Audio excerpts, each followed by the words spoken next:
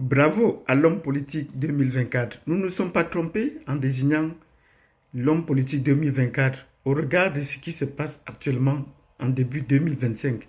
L'homme politique 2024 pour nous a été le capitaine Ibrahim Traoré, à qui nous disons bravo.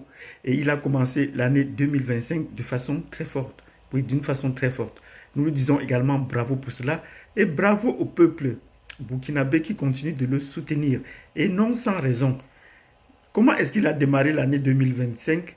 Sa sortie au Ghana a été une preuve qu'il est adulé par beaucoup de peuples hors de son territoire, notamment le peuple ghanéen. Oui, il a ravi la vedette lors de l'installation ou la prise de fonction du nouveau président du Ghana, où il était le héros de la situation, où il était la star de cette journée-là. Il est parti au Ghana et tout le monde s'est levé pour le saluer, pour l'acclamer.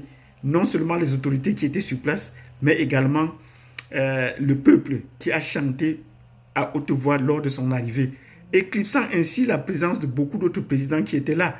Ce n'était pas seulement les présidents de l'Afrique de l'Ouest, mais il y avait le président de l'Afrique centrale, ou les présidents comme Kagame qui étaient là, mais qui ne sont plus tellement en verve aujourd'hui, qui ne sont plus tellement en vie aujourd'hui, parce que ça fait déjà depuis longtemps qu'on le célèbre, mais qui n'a pas encore passé le cap de changer sa façon de voir ou de faire les choses sur l'Afrique. Donc nous disons bravo, bravo, bravo au président Ibrahim Traoré, que nous allons suivre tout au long de cette année dans les différentes étapes, dans les différentes positions qu'il va poser.